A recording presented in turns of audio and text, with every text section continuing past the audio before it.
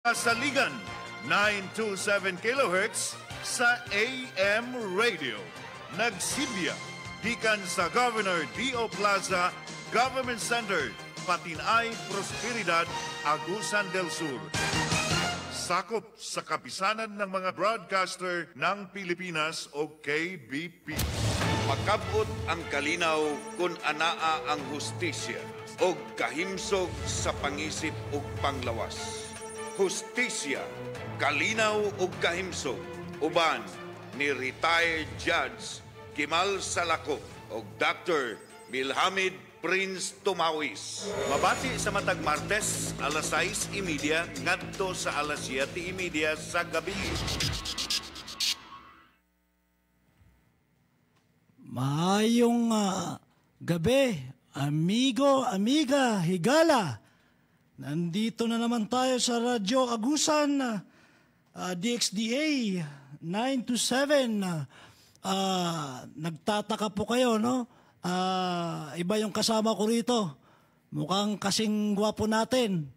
So, kasama din natin yan sa trabaho.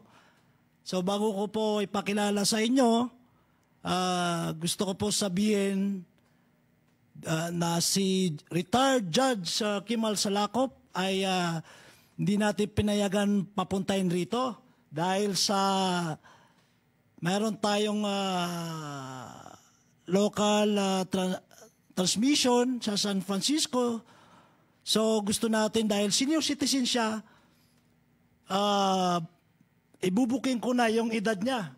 Doc, no? 71 years old. Baka magalit yun sa iyo, sir. Oo nga eh. 71 years old, hindi na natin sinama rito. Si Judge, no? So sa makatuwid, pinalitan naman natin na alam natin na parating itong maririnig itong kasama natin. Isa ito sa sabihin natin kanang kamay ko sa rehab, no? Siya ay tubong Agusan del Sur.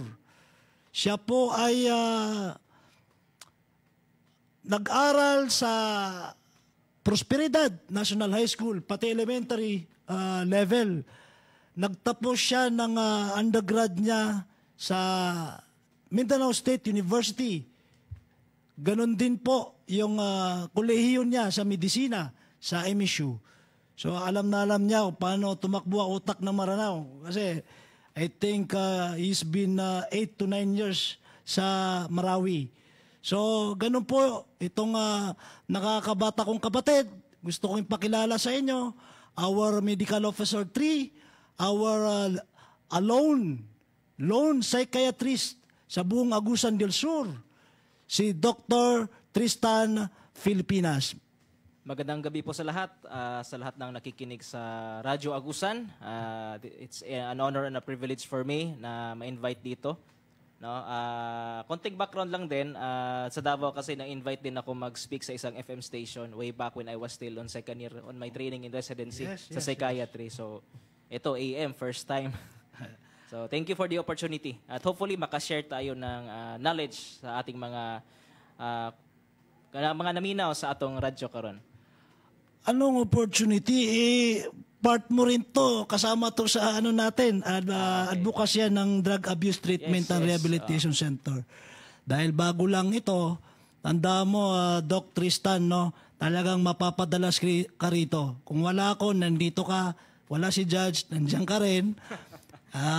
Tayo lang naman ang poste ng DATRC-EDS. Sige po, sige po. Okay, so sinong gwapo sa amin? Mga kaigala. Kayo na lang pong maghusga kung sino ang pinakagwapo. Oy, pero pinakagwapo sa atin si Judge. Oo nga naman. Walang kokontra diyan, walang kokontra. Uy, pinapanood tayo ngayon sa Gemstar Cable TV shout out pala kay Judge. Hello, Judge Kimal Salakop. Pasensya na. Pinalitan ka na namin. Kasi doon sa guidelines sa COVID-19, hindi mo na siya pwede lumabas. Yun nga. Anyway, very interesting itong month of October. Tristan. Yes. No? Bakit kaya, sir? Kasi yung elderly month, okay. senior citizen month, elderly week. Kasi talagang for 9 years, naging bahagi yan sa buhay ko. Pinaglaban natin yung mga batas ng karapatan ng mga senior citizen mapatungkol sa kanilang kalusugan. 9 years po natin hinawakan yan sa national government. Naglabi tayo sa Congress, sa Senate. No? Ang maganda pa, itong buwan ng Oktubre ay Mental Health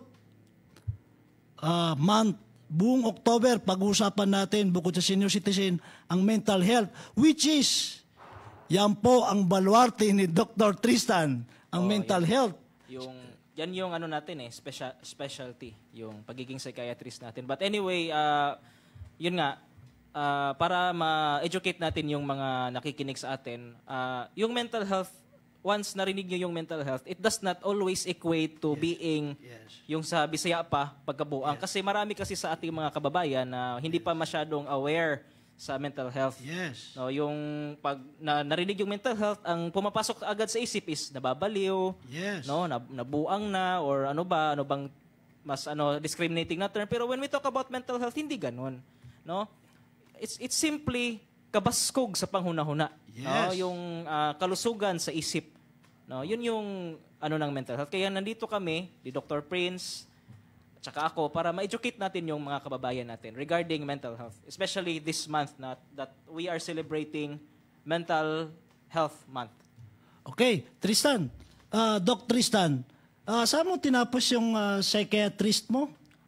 Nung natapos po ako ng medisina, at saka nakapag-internship, at saka nakapag-board exam, nakapasa sa awa ng Diyos, nag-training kaagad ako sa psychiatry sa SPMC, Institute of Psychiatry and Behavioral Medicine. Yun po yung dating Davao Mental Hospital. Pinalitan lang yung name kasi masyadong discriminating kasi pag tinawag na mental hospital. So, Institute of Psychiatry and Behavioral Medicine. Nagtapos ako doon mga 28. Nag-start ako 2013, 2018 ako nagtapos. Good. Actually, napakaswerte ng Agusan del Sur. Mga ilang kayo ngayong buong Pilipinas na psychiatrist? Buong Pilipinas, ha? Hindi yung sa rough estimate ko at saka yung narinig ko sa isang speaker dati, roughly mga around 600 lang po kami na psychiatrist sa buong Pilipinas. Sa Caraga region, 4 lang po kami sa Caraga region. At isa pa sa mga psychiatrist sa Caraga region, hindi pa talaga based dito sa Agusan del Sur. Davao based pa.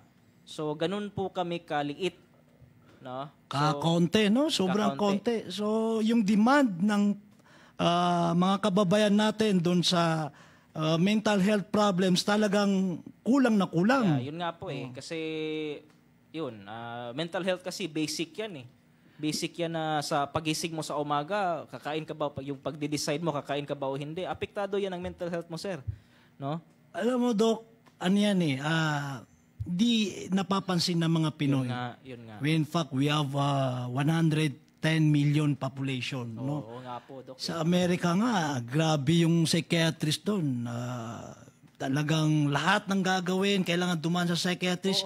Yung mga business companies, may psychiatrist kasi may strategy sila sa business, sa trading. Sa sports, may psychiatrist.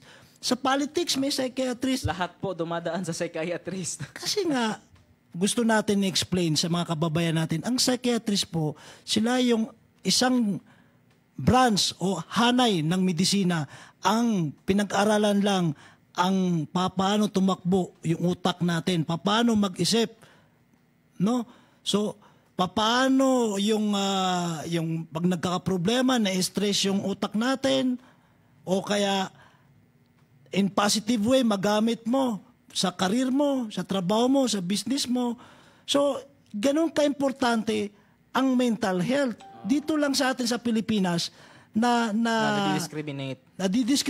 May stigma, yun. Stigma. Stigma sa mental health. Meron pa. Bukod sa stigma, napapabayaan. Akala nila, no big deal. Totoo po. Parang diba?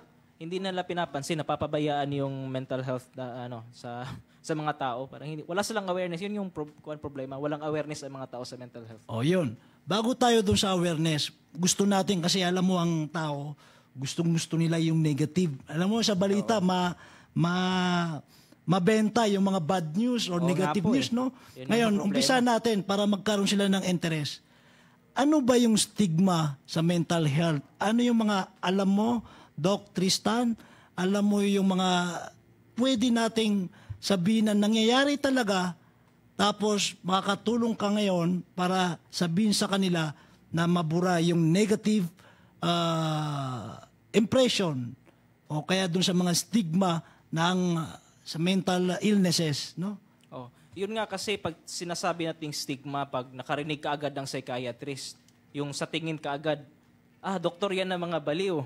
Diba? Baliw. Baliw. Yun nga, sa sinabi mo kanina, sir, nung sa Amerika, sa ibang mga countries na kahit na sa politics, kahit na sa business, nakukonsulta sila ng psychiatrist kasi ganyan ka open-mind yung mga tao, no, sa ibang bansa. Tsaka, hindi kasi ibig sabihin na pag psychiatrist, baliw na agad. No? Sa practice ko nga, if I may share, no, hindi lang ako mag-mention ng pangalan, marami ako mga pasyente na professionals. May pasyente akong doktor, may pasyente akong teachers, nurses, at ito lahat ay highly functional na mga tao.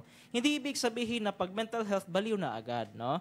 Kasi, ano bang pinaka-master organ ng katawan natin? Siyempre, di ba, ang utak? Yes, kasi yun ang nag-iisip eh. Kaya nga, pwede mo bang sabi lang nandito daw yung puso tapos nasa top yung utak.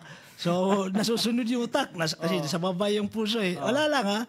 Kasi sa kasi natin sa parang nakagawian natin na yung parang puso ang nagdedesisyon, yung puso nandito sa dibdib. Sa kasi sa pag-aaral namin sa behavior ng tao, actually lahat nasa utak 'yan. Yes. No? Yung emotions mo, no? Yung the way mo mag-react sa yung pag nakita mo yung babaeng gusto mo, lalaking gusto mo, no? Sa utak lahat 'yan, nandiyan 'yan sa limbic system, no? Siguro medyo technical na po 'yan ng mga topics, pero yun nga ang point ko is lahat actually affected, no? Yung pag-decide mo, no, pagkain mo, anong preference mo. Yes. Maliligo ka ba o hindi, no? Mag-exercise ka ba o hindi, no? So yun, utak ang nagdidesisyon diyan. So yun, importante talaga ang utak. According pa ni Dr. Amen, isang psychiatrist sa American neuropsychiatrist, sabi niya, brain is everything. Yes. It is the center of overall health and success. Kaya dapat pangalagaan natin ang ating utak. No? Hindi porket, yun nga, puro lang tayo physical eh. Yes. Kasi nagiging emphasis dapat physically fit, pero nalilimutan yung pagiging mentally fit. No? Yes. Actually, Doc, yun nga, yung nawawala yung awareness. Akala nila kasi, yung iba, nahihiya magpatingin kasi baka isipin na, nababaliw na ako. Yun nga yung problema. Kasi ang public perception ng mental health, parang pag nagkonsulta ka ng isang psychiatrist, baliw ka na. Of course, hindi po. Hindi po yun. Kasi, hindi naman ibig sabihin na nagpakonsulta ka sa isang psychiatrist, may sayad ka na. Hindi, no? Open po ang psychiatrist kahit mga, yung mga, if you are a patient na may diabetes, pwede ka magpakonsulta sa isang psychiatrist. May hypertension ka, especially kung hindi ka na nakakatulog, pwede kang magpunta sa akin, no? Yung mga may mga pediatric cases pa ako, no? Na yung mga sobrang hyper na bata, yung mga bata na medyo hyperactive, no? Kaya partner ko diyan i-mention ko lang, Doc, si Dr. Nesparal sa Butuan, isang child psychiatrist. Wow. Pero yun nga, konti lang kasi kami, Doc. So, hindi siya Agusan del Sur. Hindi siya Agusan del Sur. Specialize siya sa mga bata. Pero yun nga, tumatanggap din ako. Pero yun, hindi puro baliw ang hinahandle ng psychiatrist. Hindi, kasi ganito yan eh. Depression. Lahat naman tayo nadidepress eh. Yung nga lang yung sa recovery. Mabilis ang recovery mo kung natutulungan ka ng psychiatrist. Di ba nakita natin sa mga movie? Kunting na lang, pupunta psychiatrist, no? Sa Western movies. So, iwan ko ba dito sa atin, hindi masyado, actually, yung stress sa atin, mga Pilipino, nandyan yan, no, sa paligid natin, na pwede naman na magpatingin sa psychiatrist. Yes. So, stress, pwede. Pag may stress, may depression, tapos pag kasi sa senior citizen, ganyan yan eh. Pag long term yung depression, pupunta na sa dementia. Oo. So, talagang may psychiatrist yan. Posible po yun. Kasi yung dementia kasi sa mga senior citizen, depende din kasi yan sa risk factor, sir. Yes. Una-unang tinitingnan natin dun is yung family history. Yes, no? yes. Yung sa demensya, sa binisaya pa kanabitong nagaango-ango na, no? Kay meron kasing tinatawag natin na age-related memory loss. Normal lang po Yes, yun. normal lang po yun. No? Kasi normal naman sa mga matatanda na medyo makakalimutin. Alzheimer, sabi.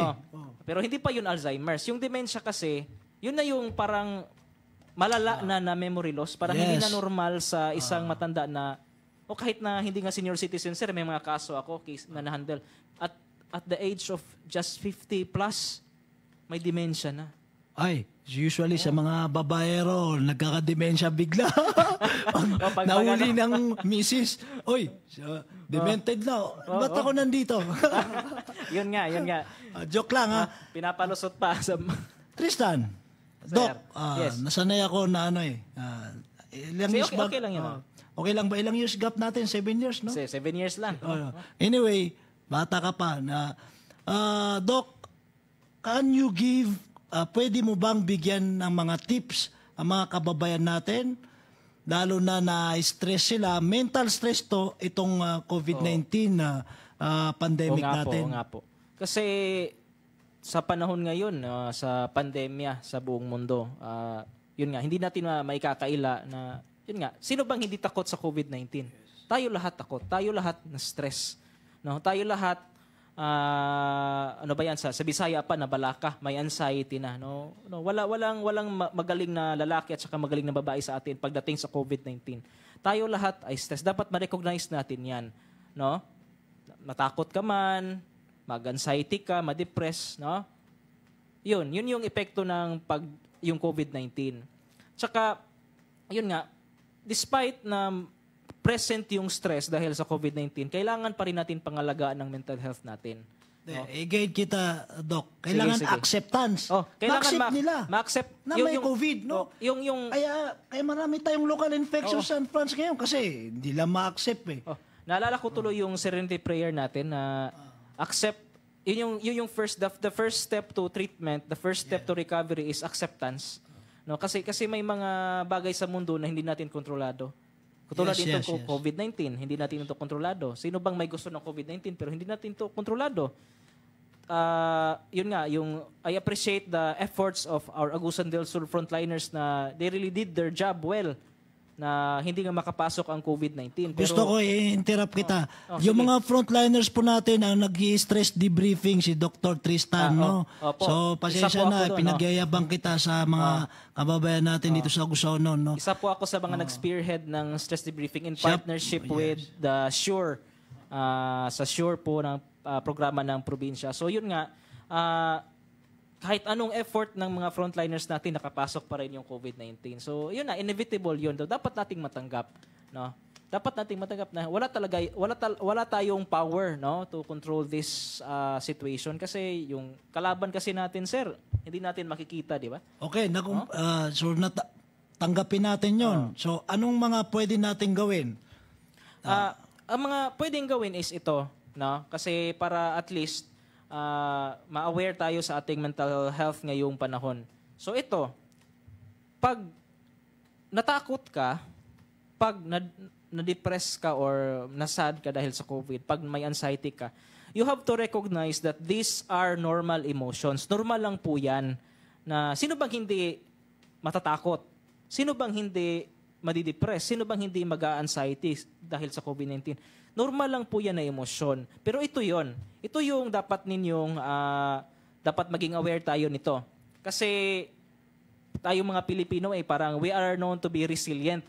No? Yes, mabilis yung recovery. Mabilis maka-adapt, mabilis yung recovery. Pero yun nga, karamihan sa ating mga Pilipino, nakaka-adapt. Pero ito yung tandaan natin pag medyo may konting problema na tayo sa parang sa mental health natin. Ito lang, pinakaunang simptomas na mapansin mo na medyo hindi na yung mental health mo, no? Para medyo hindi ka na masyadong mag-cope sa stress. So, una is sleep.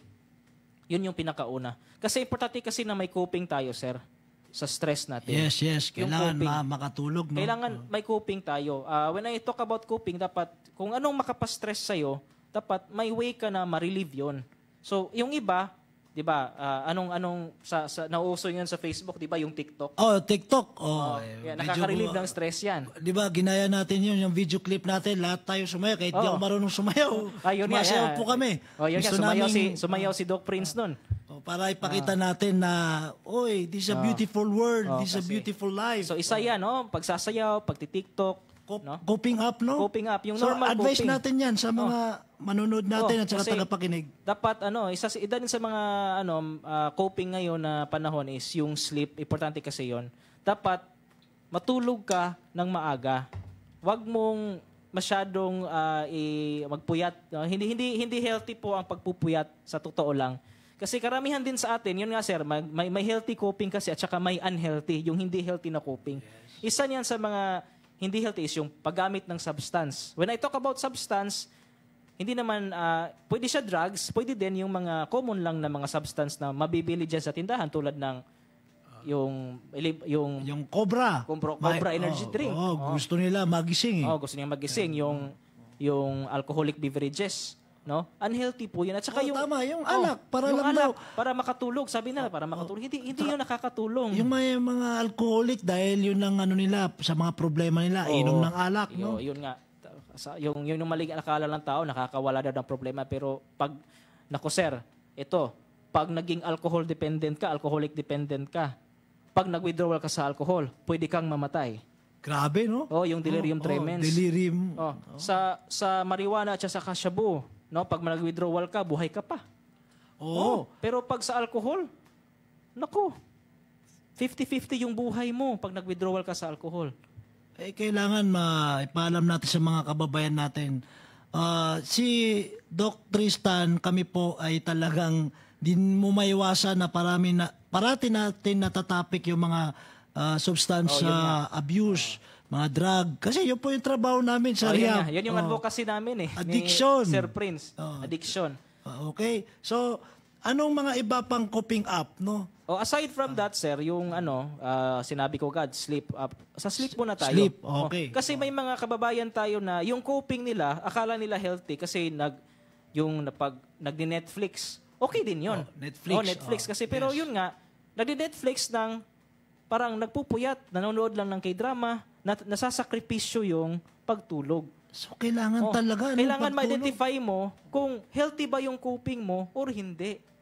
Kasi importante yung tulog eh. Aside sa tulog, syempre, uminom ka ng maraming tubig. Sa panahon ngayon, mas talaga na kumain ka ng yung balanced diet at saka nutritious diet. Huwag puro yung Kasi baka ang pagkain mo puro yung mga hindi na healthy. Importante yung puro chocolates. Puro chocolates. Naka-quarantine sila tapos dami-daming kinakain na hindi nutritious.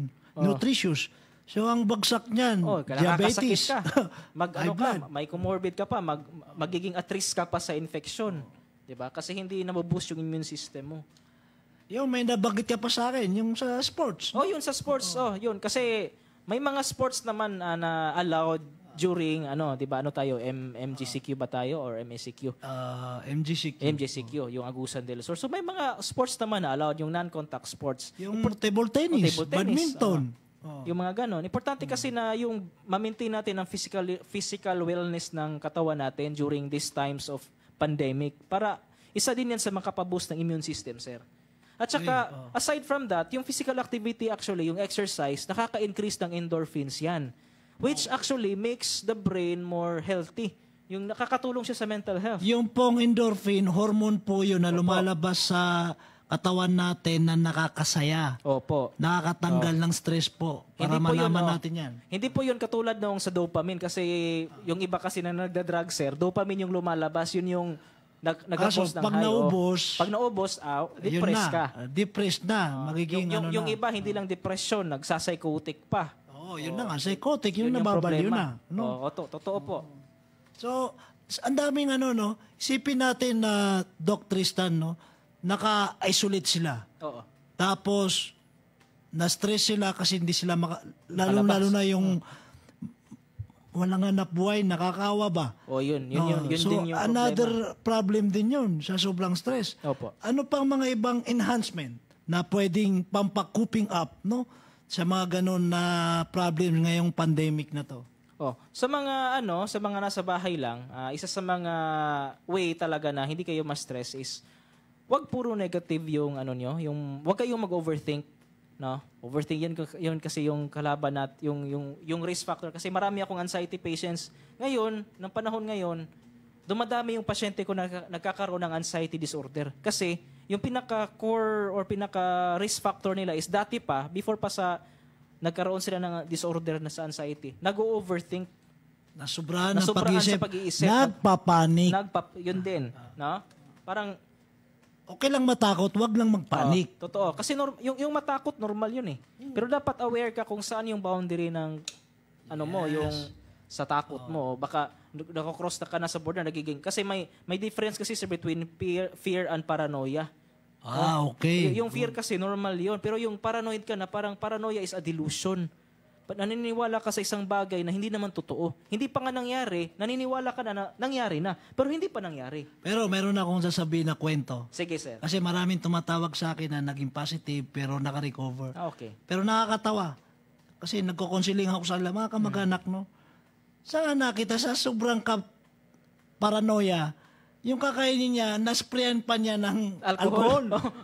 Itong alcohol natin, no? So, yun ang nakukustuloy ng panic, no? So, yun hindi na nag-iisip ng maigi yung utak. Wala nang rationality yung utak kasi dahil sa panic, dahil sa sobrang takot. Hindi nakakross na sa boundary, sa sobrang paranoia. Tsaka nagkakaroon ng discrimination yung mga COVID positive. Opo. Na okay naman, naka-recover. Yun Doc Tristan, okay naman kasi normal lang na positive tapos nag-negative na, okay na. Meron ng stigma sa kanila, kawawa naman sila. Yun nga yung problema din kasi may stigma sa yung mga nagpa-positive pero naka-recover.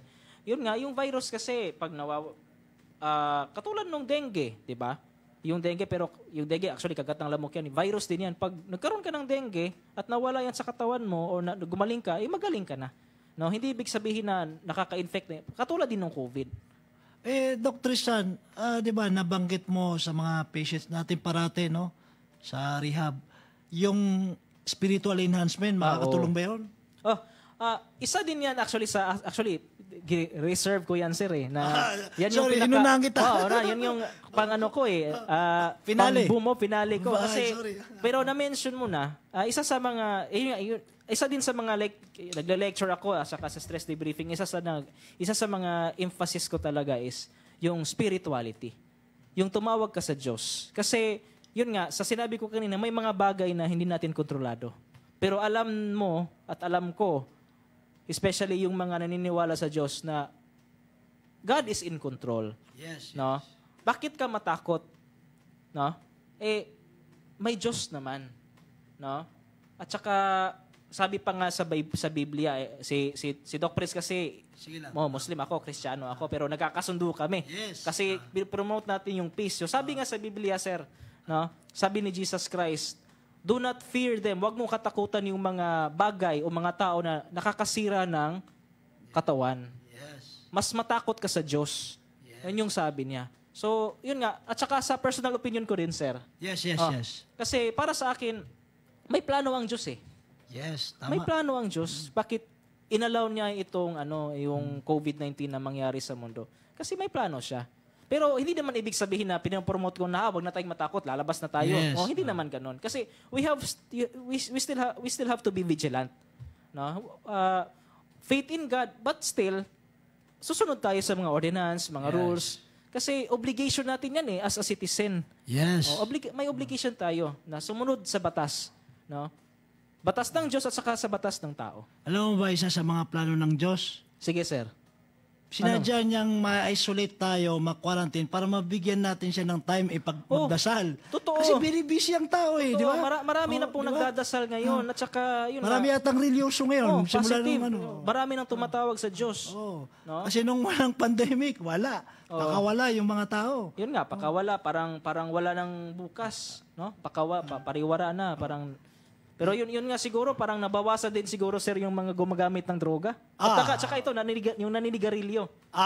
Yun, syempre, kasi lungs yung bagay yung tinitira ng COVID-19 Oo nga po, pinupuntirya.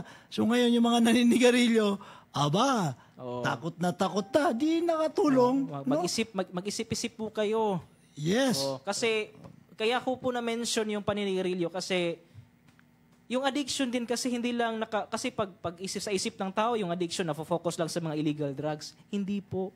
Pati po sa mga nabibili lang, yung paninigarilyo, isa yun. Kape, no? Ano pa? Yung mga nakakalasing. Pero yun nga, sa panahon natin ngayon, sir, yung smoking talaga dapat kung Actually, pwede. yan ang pinaka-dangerous. No? Kung pwede kasi yung baga mo sira tapos what if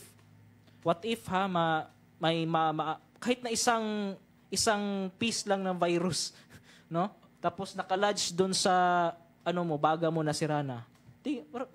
At saka kakalat 'yun. Hindi, okay lang 'yun. Mamatay ka mag-isa.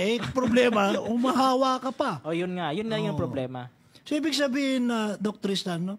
Pag yung healthy yung lungs mo, tapos itong lungs ng smoker, ikaw, kapitan ka ng COVID, mabilis ang recovery mo. Oo. Parang asymptomatic, walang naramdaman. Asymptomatic. Ito namang butas-butas na yung lungs. Pag kinapitan, mabilis yan. Yan yung problema, sir. Pero alam mo, bigyan natin sila ng pag-asa. Sige po. Kasi parehas tayong doktor. Ang lungs po, regenerating yung cells. Ibig sabihin po, mabilis mag-repair yan. Kaya itigil nyo yung pag-yoyosi po. Aminin ko po, isa rin akong chain smoker nung araw. No? Talaga. Alam naman yan sa Kasi maton tayong doktor nung araw Tapos di ko mapigilan. Buti na lang. Sa awa ng Diyos. Sa awa ng Diyos. Kasi iniyak ko yan sa Diyos. Patigil ko na to. So, matagal na akong natigil. No? So, please, tigilan nyo na yan. Yung smoking na yan. Kasi pwedeng bumalik sa normal yung lungs mo na may mga peklat na. No? Yun yung nakaka-problema. Kasi, di ba? Katulad nung pag nasugat ka, di ba may peklat? Di ba? Yun din yun mangyayari. At saka, yun nga, aside from, risk for infection, alam nyo ba yung paninigarilyo, nakaka-apekto actually yan sa utak din. Yun, tamang-tamang. Galing mo. Kasi, iba talaga, no? Nicotine yan Ano ba ang nicotine? Nicotine is a stimulant. Saglit, sige, sir. Dr. Tristan, sabihin natin sa mga kababayan natin, bakit nasabi ni Dr. Tristan na nakapikto yung yosi? Pag yosi kami, gising kami. Nakaka-active yung utak namin. Pinagdaanan ko yan. I used to be a chain smoker. No? So, pwede mo ba masabi sa kanila paano nasisira ng sigarilyo ang utak natin? Sige. Magandang yan, sir. Magandang tanong yan. Kasi, yung nikotina kasi stimulant. No? Kaya yung naninigarilyo, hindi ako naninigarilyo. So, hindi ko alam kung anong effect. Hindi ko pa na-try. Pero yun nga, sabi ni sir, yung pag maninigarilyo parang gising ka. Kasi stimulant yan. Yung nicotine, sinistimulate niya yung cells sa utak mo na mag-release ng dopamine, mag-release ng norepinephrine, yung mga neurotransmitters na nakakapagising, nakaka-alert. Pero yun nga, hindi, parang stimulate mo, hindi siya normal na proseso. Parang pinilit mo ba? Parang yung gusto niya magpahinga kasi matutulog ka. Correct. Pinilit mo.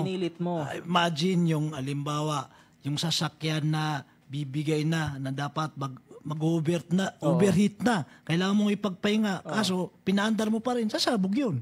Totoo. Kaya nga hindi naman ako nagja-judge, no, especially sa mga kakilala kong smoker, pero kadalasan may napapansin ako na mga medyo irritable, may mood disorders, no? Yung iba yun nga, hindi na nakakatulog. Sinabi ko na yung pasyente yung pumunta pa sa clinic, bakit hindi ka nakakatulog? Yung na-rule out ko na lahat ng possibility, pero tanong ko, naninigarilyo ka ba? Yun, naninigarilyo, so may problema na sa tulog. Actually, yung smoking yan, pag natigil yan, one of my greatest accomplishment. Personally, na experience ko. Kasi iba ang smoking. Kasi di mo mapigilan Alak, mapigilan mo. Kung anong klaseng bisyo, mapigilan mo. Pero yung smoking Pero alam mo, naniniwala ako sa determinasyon. No? So, determinasyon na kailangan itigil mo kasi ang smoking, ang pinakamaraming sakit na makukuha mo kaysa alak o iba pa dyan. No? Totoo. Kasi if familiar po kayo sa yung nakikita nyo sa inyong mga RHU, yung The Smoker's Body. Yes. Totoo po yun lahat. Hindi po yun invento lang ng DOH. Totoo po yun.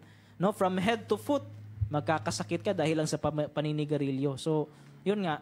Tsaka at these times na may pandemya, at risk po na lalala yung, in kaso lang, no? God forbid, pero may tendency na lalala yung COVID pag nakapasok sa isang tao na smoker. May ibang usapan. Sige po. Justice, peace, and health tayo. Sige po. Because of elderly week din, no? Mental Health Month. Gusto kong sabihin to, Dr. Tristan, no? Yung Republic Act number 11036. Alam din to ni Dr. Tristan kasi sila advocacy nila itong mga psychiatrist. Itong batas na to ay na-establish yung National Mental Health Policy for the purpose of enhancing the delivery of integrated mental health services, promoting and protecting the rights of persons utilizing psychiatric, neurologic, psychosocial health services, appropriating funds therefore and for other purposes. Ito yung IRR. Ito po pinasa nung previous administration, Aquino administration. Alam ni Tristan niya, mamaya kukwento sa inyo. Tapos, pinasa lang pero hindi na-aprobahan na maging batas. Pero nakopo po si President Rodrigo Roa Duterte, pinasa to sa lower house. Ngayon, na-aprobahan niya po, naging batas na po yung RA na po ng number 11036. Ano to? 2019, 2018? 2019 natin. 19. 2019. So, ganun, itong administration na to, no? Ganun, binigyan ng importansya ang mental health. Kasi big deal po ang mental health. No? Everybody of us, daily course natin, yung araw-araw natin ginagawa, na-stress tayo, part po yan ng mental health. Po yan. Kaya dahil naibig sa batas na to, maraming mga benefits, maraming mga appropriation na funds na galing sa government na kailangan mailagay po. Kaya yung National Center for Mental Health sa Mandaluyong, alam mo, ang daming ng infrastructure doon. Alam mo, Dr. Tristan, gusto nating ilabi na magkaroon tayo rito ng sa Mindanao, no? Yun nga kasi ang mental... Bukod dyan sa Southern Philippines, sa Davao. Kasi so far kasi sir, sa Mindanao, yung mental institute natin, nasa Davao lang At saka may isa sa Zamboanga City. Meron pala sa Zamboanga City. Sa Cagayan, nagpaplano na sila pero plano pa lang. Okay. Sa Cagayan. Dr. Tristan, pwede mo ikwento sa akin yung yung sa mental health, no? Kasi yun nga sir, nakakatuwa kasi on my second year of training, that was when I was still yun nga, nasa Davao ako. May kasi kami, yearly convention sa Manila. Kami mga psychiatrist. So it so happened na around 2014, nakapunta ako sa Manila at saka convention namin mga psychiatrist. Na-mention itong mental health. Tapos sino bang nandun, sir? Yes. Yung nagbasa ng batas, yung nag-present ng Yes. Si Vice President Leni Robredo. Nung congresswoman pa siya. Yung congresswoman pa siya. No? Yun yung kasi nagtaka ko, kasi hindi pa masyadong Ang sikat kasi yung asawa niya. Yung sikat yung asawa niya. Hindi ko na maalala yung pangalan. Pero yun nga, yung nag-present ng batas si Madam Leni Robredo, yung Vice President. Yes. Dating congressman pa siya noon. At saka, on that day na nakinig ako sa yung pag-present yan ng batas, sa pagkahapon, sinabit niya sa Congress. Yes. Pero taon yun, 2014 pa po yun. 2014 pa. No? Tsaka sa previous administration, hindi po yan na-approve. Pero napasa na po yan, 2014 pa po. Yung isa po sa mga authors na Mental Health Act is yung Philippine Psychiatric Association, which is I am a member. Yes. So, siyempre, kailangan yung society nyo. Opo.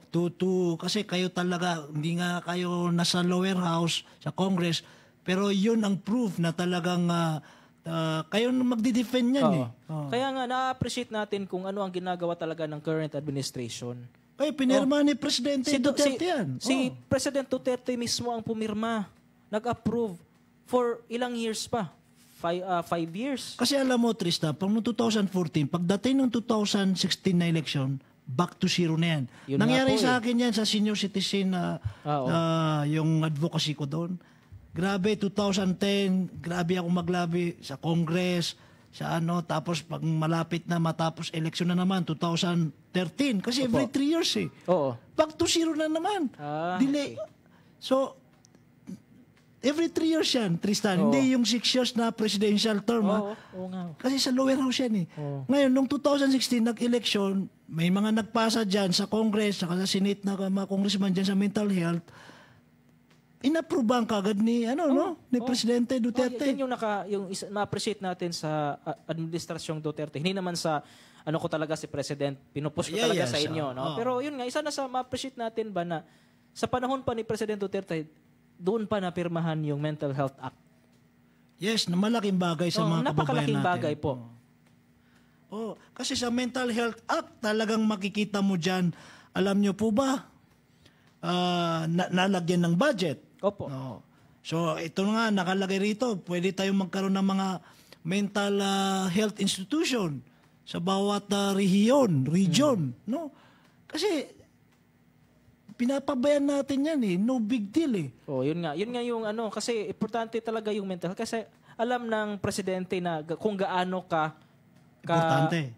Importante. At saka, segue muna tayo. Si President Duterte, chain smoker din yan dati. Tingnan mo, natigil niya, no? Sinabi namin niya. Inamin niya. Pero ngayon, tumigil na siya.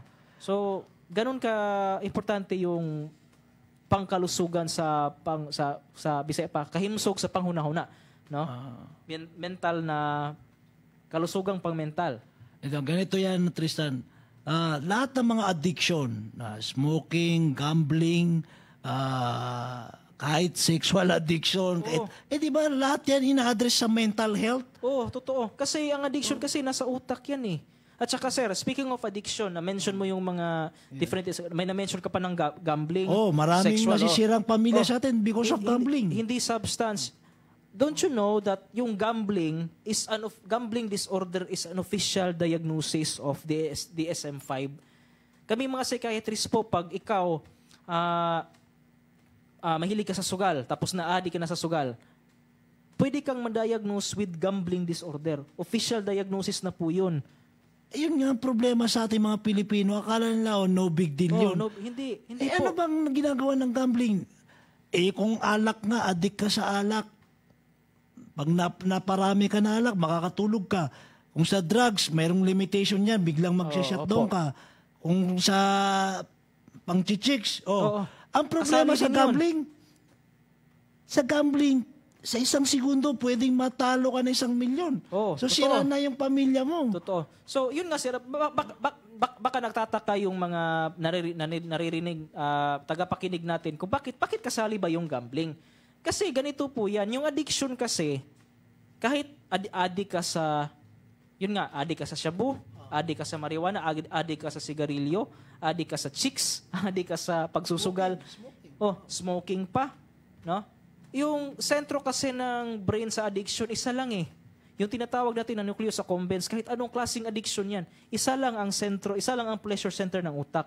Kaya kung mapapansin nyo yung behavior ng isang tao na sa yung chronic na gambling, nagsusugal, almost the same as that na parang katulad lang, pareho lang ng isang tao na nagsashabu, nagmamariwana. Parehas lang. Halos parehas lang. Doon sa itsura ng mga utak nila. So mga kasi itsura ng addiction utak, totoo. Kasi yun nga, kung may mga lectures kasi ako na yung nagpe-present ako ng mga anong klaseng utak yung mga addict sa yun nga, yung pornography nga, kasali. Yung addict sa pornography. Yung mga mahilig manood dyan ng mga skandal. Naku, ingat kayo. Kasi ang mahirap dyan, tulad niyan, ano bang resulta? Pag nasobrang ka, biglang may hallucination ka na, tapos mangre-rape ka na. Yan yung mga result na hindi maganda. Especially kung magagamit ka ng meth. No? Grabe yung meth. Yung shabu. Kasi yung iba nagiging hypersexual, nagiging paranoid, kaya yung iba nakakapatay dahil paranoid. Kahit walang kasalanan yung tao, napapatay niya kasi paranoid na siya. Yung nang-rape, nagiging hypersexual. Wala lang pili kahit matanda. Diba? Yun nga, no? So, grabe, no? Sana mahaba pa oras natin. Gusto ko lang, baka makalimutan ko to. Ito ipinopromote natin. No? Sige po. Dapat, mga kababayan, dito sa nakakapanood sa atin, ganun din dun sa mga nakikinig sa atin sa AM radio. No? Magdala po kayo ng a small bottle, maybe plastic, yung mga dating nagamit na spray. Dito nyo po nilalagay yung alcohol. I-promote po natin yan para dito sa COVID-19. At least parating yung dala. No? So, parati sa kamay. Pangalawa, siyempre yung mask natin. Hindi lang namin sinuot kasi may shield naman kami rito. Kasi social distancing din kami ni Sir. sa may broadcasting tayo, okay lang naman. No? Opo. Yan, no? May mask. Yung face shield, no? Lalo-lalo na sa San Francisco. Kasi marami na, 20 plus na yata, no? So may face shield, no? Ayan. So, meron kaming na-discover, isa sa mga staff natin doon, nung anniversary natin, ang ganda, no? Social stick, extend and protect. Ayan po, no? Tingnan nyo po yan. Ang galing, no? So, pwedeng hawak-hawak mo, pag lumalabas ka, hawak-hawak mo, tapos pag may lumapit sa'yo, gaganong ka. Tapos pag nagalit, pabasa mo, no? So, mga strategy rin yan, no? Para hindi tayo absent-minded. Minsan kasi absent-minded ka, tapos may katabi mo, no? Hindi po tayo nagbibiro kasi sa San Francisco. Totoo po. Doon po sa rehab nga, sabi ko, papalapit na rito sa atin. Totoo. So, alam naman natin yung mga status na dumadami na yung case dahil sa local transmission. In fact, nag-disinfectant tayo dun sa market, dun sa San Francisco, no? Nung weekends. So please, mga amiga, totoo po ang COVID-19. Kaya nga po wala rito si Judge. Kasi nga po, senior citizen, hindi muna natin pinapupunta rito. Kasi nga prone yung mga malapit sa kanya, konting dikit lang nung virus ay maapektuhan sila kasi may edad na po sila. So, seryosohin po natin. Yung lahat ng tips na binibigay natin rito, nandito po yung psychiatrist next week. Papupuntahin natin ulit rito. No? Paano natin sugpuin ang COVID-19 pandemic?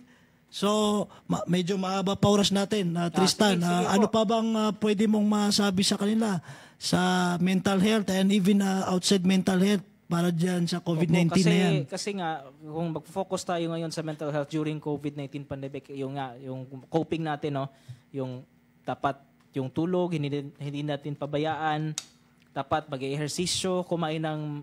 Kasi nakakatawa sila, yung mga... May makakilala kasi ako yung mga bata, mga anak ng mga pinsan ko, nung hindi pa... yung wala pang quarantine, ang sexy pa, pero yun, natataba na, nawala ng disiplina sa pagkain. Yun nga, unhealthy yun. Kasi dapat ma-determine natin ano yung healthy at saka yung ano yung unhealthy coping. No? Tsaka, importante kasi na magkaroon tayo ng coping, makakope tayo sa stress. Yun nga, yung parang yung i-describe ko yung parang, yung surfer, yung nagsusurfing. Surfer sa beach. Sa beach. No? Kasi yung wave, stress yun pero yung surfer, di ba? Nagra-ride lang siya sa wave. Okay. So, nagra-ride ka lang. Yan yung coping. Dapat ganyan ba? Dapat ganyan tayo na mag-a-adapt tayo, cope tayo sa stress para hindi masira yung mental health natin. No? Kasi isa din sa mga kalaban actually, pinaka-importante natin pangalagaan ngayon, mental health talaga Kasi kahit na hindi ka, dyan ka lang sa bahay, kahit wala kang risk of infection, pero takot ka, pero nagpapanik ka, wala rin maitutulong yun. Tristan, pwede mo bang bigyan ng tips yung nag-positive? Kasi baka takot na siya, no? Na halimbawa, naka-quarantine. Baka mag-isip, tumakas yan. O kaya alam niya na na-expose siya, hindi niya sinasabi sa mga authority natin. Yung mas lalong makakahawa. Wala ka bang pwedeng masabing mga tips? So, yung mga, especially yung mga na-infect or yung mga ma-exposure saka yung mga nag-positive, normal lang po na matakot tayo. Totoo, hindi naman natin gusto talaga yung COVID-19. At saka new virus kasi ito. Kahit na kami mga doktor, hindi kami kumpiyansa. No? Kasi bagong virus ito, wala tayong kaalam-alam pa sa virus na ito. Kung matakot ka, normal lang po yan. Pero paandarin po natin yung higher brain function natin. Kasi pag hindi natin pinaandar yung higher brain function natin, napapanik ka agad tayo. Yung sinasabi nating awareness, dapat self-aware ka. No? Aware ka sa sarili mo, takot na ako. Ano bang pwede kong gawin para matulungan ko ang sarili ko at saka matulungan ko yung iba? Yun nga, sabi ko, normal lang po matakot. Pero wag po ninyong hayaan ang takot na parang kainin kayo.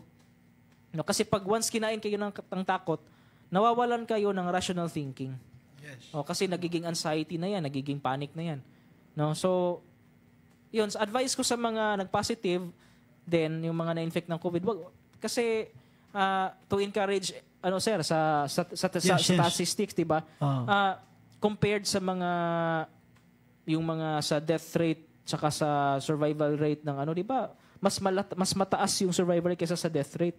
No? Oo, syempre. Diba? So, yung sa mga na-infect, isa din yun sa mga advice ko na huwag kayong kasi hindi naman yan ang isa sa yung isa kasi sa mga nagkakaroon ng takot is yung nag-iisip ka agad na mamatay na ako. Overthinking. Yun yung sinabi natin kanina, mamatay na ako. Huwag kayo mag-overthink, no? Kasi the Department of Health is doing their best to fight this virus. Yes. Kasi pag the province of Agusan del Sur, no, yung governor natin, si Governor Santicani, he's doing his best para maano tayo sa COVID, maging COVID-free at saka maano natin dito.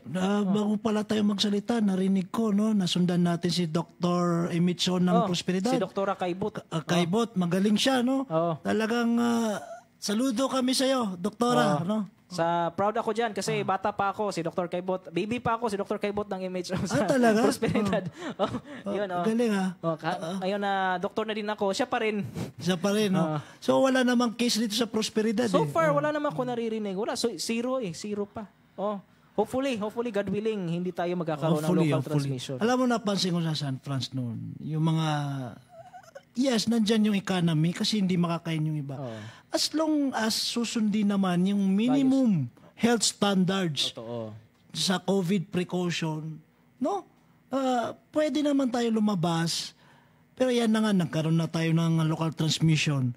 So, kailangan, okay pa tayo compare sa ibang probinsya. Butuan, mas grabe doon, no? Oo nga. Siguro, sundin lang natin ngayon kung anong kasalukuyan na community quarantine tayo ngayon, modified community quarantine, no? Kasi wag nating hintayin na dumami pa yung transmission natin, no? Follow natin yung minimum biosafety protocol. Yun yung isa sa mga makakaprotect sa atin sa pandemya. No, wag po matigas ang ulo. Wag po nating kasi pag sinabi ng gobyerno natin na magsuot kayo ng face shield, magsuot kayo ng mask, please follow po. Kasi para rin yan sa ikapabuti natin at saka sa ikapabuti ng ibang tao. Alam mo, Doc Tristan, let's be honest. Sige, sir. Sabihin natin sa kanila, inaantay ko lang sabihin mo, self-limited po yung virus, huwag kayong matakot. Mawawala rin po yan. Mawawala rin po Kaya yan. Kaya gawin mo lang, halimbawa, naging positive ka, mag-exercise ka sa loob ng bahay mo, pwede kang mag-push up, jumping jack, pwede kang, ang dami mo pwedeng gawin na para pagpawisan ka, tapos kumain ka ng maayos, i-relax mo sarili mo, kung magbasa ka ng Bible. Magbilad sa araw, sir, may studies na yung sa atin, vitamin D. Yan, isa pa yan. Tama, ni-remind ni Tristan yung sa vitamin D. Inumpisa natin yan sa rehab by early of February. Vitamin D, magpa-araw. Yun. So, ang kalaban lang natin, of course, nandyan ang Diyos. Ang kalaban lang natin oras. Magbilang ka lang ng oras. Panahon. Araw-araw hanggang pag 2 weeks na yan. Ngayon, Tristan, sana kahit hindi ka positive, aware ka na may napuntaan ka doon, hindi ka direct contact pa, aminin mo sa sarili mo, mag-stay muna ako sa bahay. Kahit hindi ako direct contact doon, sa balita doon, na may nag-positive. Dumaan lang ako, pero yung nag-positive, hindi ko na-meet. Mag-stay muna ako ng 2 weeks. Makakatulong ka na. Opo. Be responsible, kumbaga. Dapat responsableng citizen po tayo. Doon makikita yung disiplina Oo nga. Yung promote natin yan yung isa sa mga talaga core value natin sa rehab disiplina. Diba? Yes, kasi yun ang trabaho natin, Dr. Tristan. Ang trabaho natin ay yung mga baluktot ang utak, pinapatuwid natin. Pinapatuwid. Ano bang baluktot sa Bisaya? Ni Hiwi ba? Hiwi, ni Hiwi ang yung tuwid. Murag sana siya. Di kayo ka Ha? Hindi naman ako masyadong sa word pa straight pa ano ba? Pa-straight naano na Tuwid. tayo. So, Sige na lang, pasaylo ako kung di kay kuhanaw kayo magbisaya kay naanad na magutag in English ani. Pero yung COVID talaga kailangan disiplina. No, Yun lang naman ang totoo, gamot dun totoo po. Disiplina talaga ang kailangan. Kasi wala namang sabi nga natin dun sa theme natin, yung first year anniversary natin, disiplina ang sagot kay Juan sa suliranin ng droga, at saka pandemya. Sa new normal, Pinoy, umayos ka. Walang gamot ng COVID. Walang bakuna pa na na-discover. So, disiplina lang.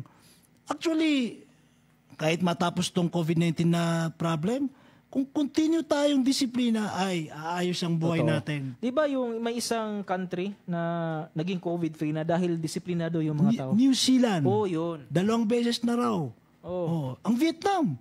Ang Vietnam, totoo. Ang Vietnam. Kapitbahay lang natin yan. Kapitbahay natin, no? Di ba? So, disiplina. Sana Agusan del Sur, tulungan natin yung mga nasa gobyerno po. Opo. Kami po, nasa gobyerno po kami. Mga frontliners natin, mga police, barangay tanod, barangay health workers, yung nasa LGU, ay makipag-cooperate po tayo sa kanila. Huwag po natin silang bigyan ng usually mayroon pang discrimination kasi sila daw ang frontliners. Kasi yun din yung problema, sir, yung may discrimination sa mga frontliners eh. So, yun nga, mahalin niyo po yung mga frontliners ninyo. Kasi kung hindi dahil sa kanila, parang baka January pa lang may COVID na tayo eh. Kung wala pang frontliner. So, yung March nag-umpisa. No? Kasi, actually, pasalamatan natin sila dito sa Agusan del Sur. Mga frontliners natin. Kasi nung March, ngayon lang nagkaroon eh. Ngayon lang nagkaroon. Compare sa ibang region. Sa ibang province, may na. Pero tayo, wala talaga, ngayon lang. No? At saka hindi pa talaga galing sa atin. Galing pa sa ibang... kasi yun na nga. Galing sa iba, tapos karoon tayo ng... kaya somehow, talagang pasalamat tayo kay Governor Santi Jr. at pati si Congressman Edibong Plaza, kasi mayroon silang leadership rito sa Agusan del Sur. So let's continue to fight this COVID-19 pandemic. Yes. Maraming may share, may babagi sa inyo si Dr. Tristan Filipinas sa susunod na panayam natin kasi siya po ay psychiatrist. Malaking tulong po sa Agusan del Sur. Hindi nyo po ipagkakaila. Simula sa pon ng pandemic na to, nahihiram ng province of Agusan del Sur si Dr. Tristan Filipinas para mag-stress debriefing. Hindi lang po doon sa mga mental health issues. Nagiging speaker po siya sa mga schools. Private saka government schools. So, please, maki-cooperate tayo sa ating pamahalaan, no? Yes. So, last piece, may pwede kang sabihin ngayon? Yun nga, yung sinabi ko yung kanina, yung panghuli ko sana. No? Kasi ako naniniwala ako sa spiritual psychiatry. Kasi may mga psychiatrists din kasi na kami, partner namin ng Diyos sa paggagamot ng pasyente. At saka alam din niya si Sir, godly din ito si Sir Prince. Yes. So, tayo nagkakasundo. Kaya nga, sa panahon ngayon, importante yung Diyos sa buhay mo. No? Importante yung spirituality kasi the spirit and the mind is connected. If your spirituality is healthy, it equates that your mind is healthy. No? Yes. Parang kung may trust ka sa Diyos, nagdadasal ka, no? Hindi ka matakot kasi may Diyos ka sa buhay mo, no? Isa din 'yan sa maka-promote or makaka-increase ng mental health mo, no? Mental health functioning. So, yun nga sa mga kababayan natin na nakikinig, please disiplina, wag po kayong matakot, tsaka magdasal palagi sa Diyos. Okay. Bago tayo magpaalam, no, ang senior citizen ng elderly, maybe next episode, no? Sige ang ganda kasi yung usapan hindi naman nagkakalayo yan eh. Hindi nagkakalayo po yung senior citizen sa mental health. Parehas lang yan, no? Parating may combination yan. So, mga igala, amigo, amiga, agusaonon, karagawnon, ako po si Dr. Milhamid Prince Tumawis. Ako si Dr. Tristan Filipinas. Hustisya, kalinaw, o Kaimsog. Maraming salamat po. Salamat po. Makabot ang kalinaw kung anaa ang hustisya o kahimsog sa pangisip ug panglawas. Hustisya, kalinaw ug kahimsog, uban ni retired Judge Kimal Salako ug Dr. Milhamid Prince Tumawis. Mabati sa matag Martes, alas 6:30 ngadto sa alas 7:30 sa gabi. Nagpaminaw kamo sa Agusan del Sur Broadcasting Service Incorporated.